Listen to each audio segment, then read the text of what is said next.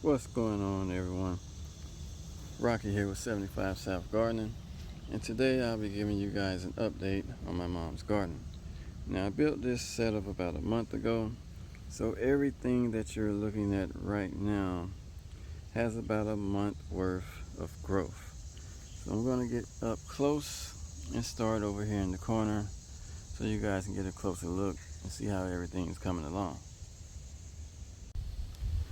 Okay, so starting with the 15-pound grow bag here, we have corn growing. That's doing pretty good, and it's way past the knee high by July. And over here we have red Norlands and the Yukon Golds. Now these aren't quite ready to harvest yet. They're still nice and green. And we also have flowers. So these should be done pretty soon. But we're going to let them grow until the plants turn yellow, and we'll do a harvest video on those 3 containers. And over here in the 20-pound grow bags, we have sweet potatoes that are doing pretty good. And up here, we have the Ozark strawberries.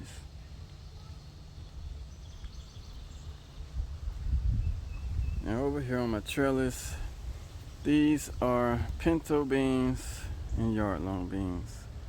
I'm going to set the camera up right here so you guys can get a closer look, and we'll talk a little bit about those.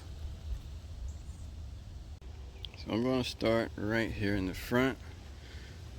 In the 20-pound grow bag, we have 4 plants. The 2 in the front are stringless green beans. Now, if you've never grown green beans, you don't want to let them grow until the beans inside of the pods swell up, because if you do, they won't be tender, and nobody likes chewy beans. So harvest your green beans while they're still young and tender. You don't want to wait until they look like the pinto beans here before harvesting them. Now with the pinto beans, you want to harvest these guys when they turn yellow or brown. Now over here on the other side, we have what you call yard-long beans. And these usually grow in pairs from each flower.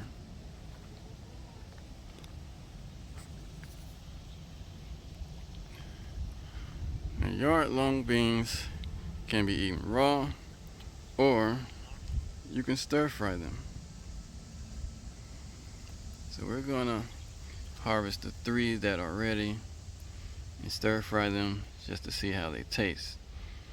Now I was told that they are similar to the green beans, but from the looks of them, they look more like cowpeas or black-eyed peas. So I'm just going to pop this one off and show you guys how long this bean really is.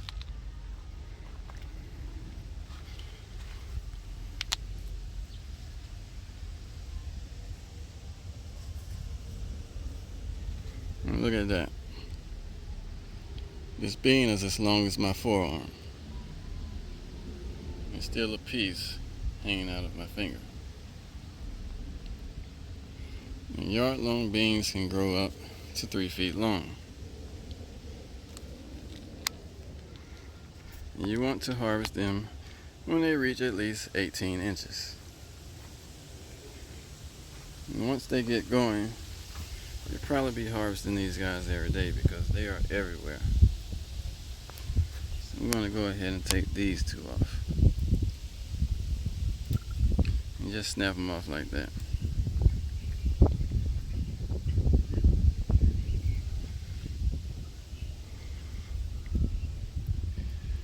Now let's move along to the elevated raised bed here, where I have the collard greens.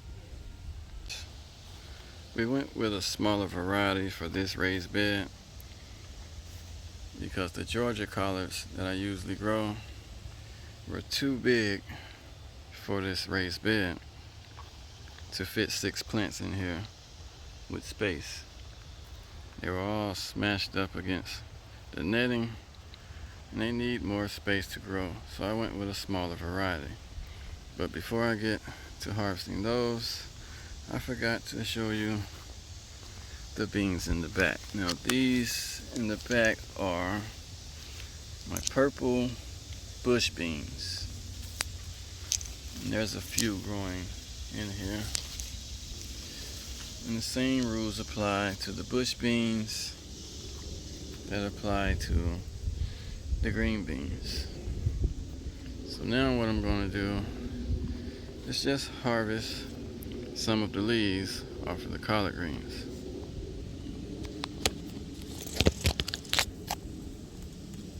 I'm also going to remove the weeds that are growing inside.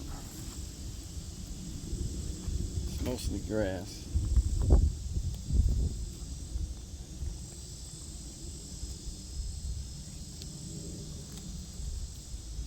And when harvesting your collard greens, you don't have to remove the whole plant. I explained this before in my growing collards video. Just snap them off like that.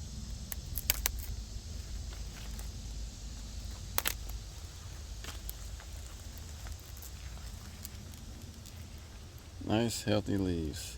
We don't have a bug problem this time because they can't get into the netting. But last time we had a small gap that allowed them to get inside.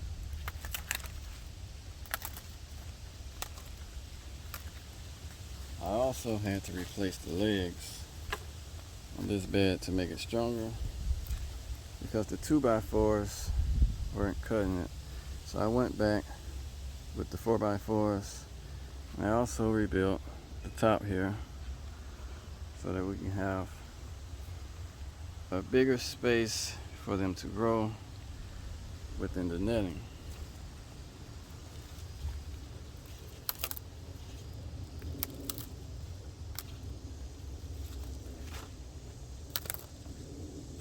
And there's no certain amount that you have to take off. I'm just going to take off the bigger leaves and let the little ones like this one stay on.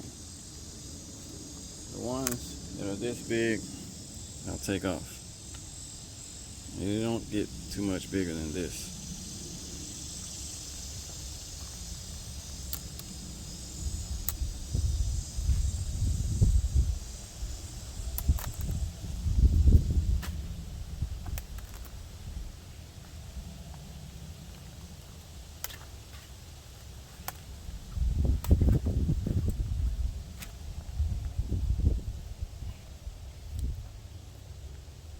You also want to remove any weeds that you see.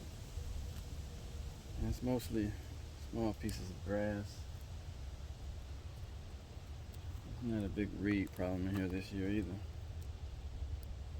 So I guess I'm doing something right, huh?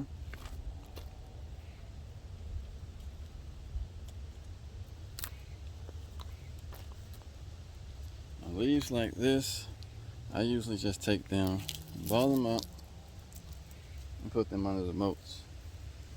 And the worms will come up and they'll feed on it.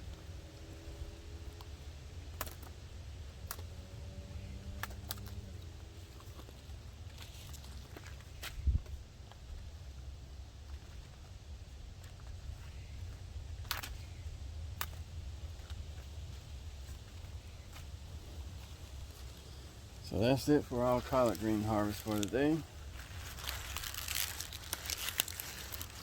Beautiful greens, no spots, no bites, fully organic, and we're good to go.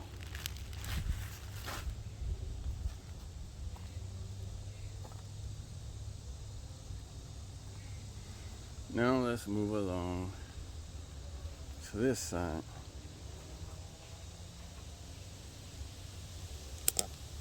Okay, so what you're looking at right here are bell peppers.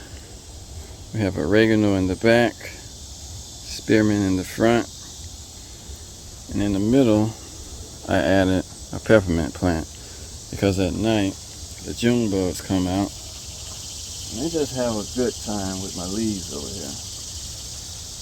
So what I'm going to do is remove the bad leaves and spray them with a little BT, and hopefully the BT and the peppermint keep the June bugs away. Alright, so I've removed all of the leaves that I'm going to take off. Now all I have to do is add my little tomato cages before a strong wind comes through here and breaks the plants. Now another thing I've noticed, there are a few bees, because if you look here, we have a bell pepper that has been pollinated right here, and it looks like they got to that one too. You also have one over here. But again, there's not many bees, and it may actually be the flies. I don't know if you guys can see that, but it's a fly that might be pollinating these. What I like to do is grab a vibrating toothbrush and simply touch the flower. And what that does is it shakes the flower, and it makes the pollen fall from the pieces on the outside to the pistil in the middle, and it pollinates the bell pepper. Same thing with the tomatoes, and I'll get to that last. But over here we have the Market More cucumber. So far, there's just a bunch of male flowers, but there was one female flower that I pollinated yesterday over in here somewhere, and it has closed up. So within a few days, she should have a cucumber right there. And also, if you are growing cucumbers, they have started to outgrow the trellis, like the one here. All you have to do is just pull it down, and these tendrils, you can break them. It won't hurt the plant. Just pop them off like that, and you can stick it right back through the trellis at lower position and pull it back through like that,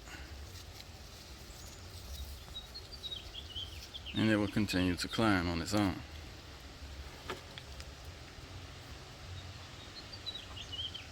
Now let's move along to the beefsteaks. Now these are growing pretty fast on her yard because she has mostly full sun. These plants have also only been here a month, and she has tomatoes. And the same thing goes for your tomato plants. If you don't have a lot of pollinators, all you need is a vibrating toothbrush. And what you want to do is just touch the plant like that.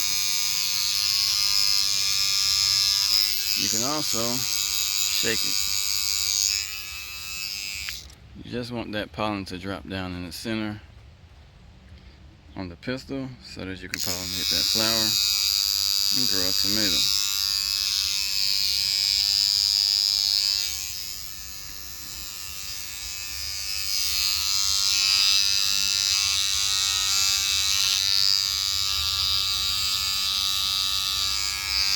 Sometimes when you do it, you'll actually see the pollen drop out of the flower.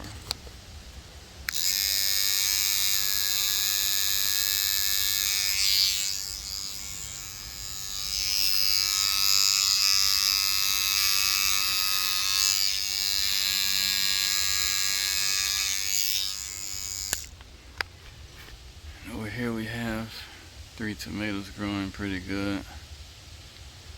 And everywhere that you see a brown flower, it's a tomato that has been pollinated.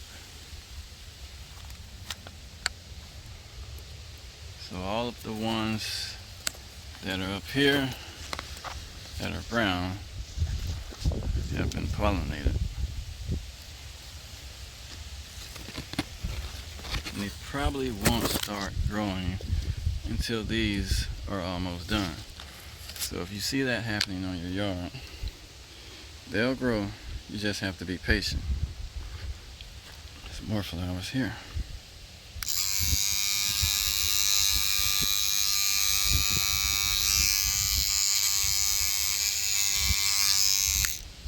So again, if you don't have a vibrating toothbrush, just give your plant a little shake.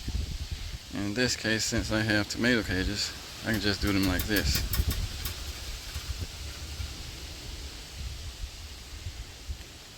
And that's pretty much it for today's video, you guys.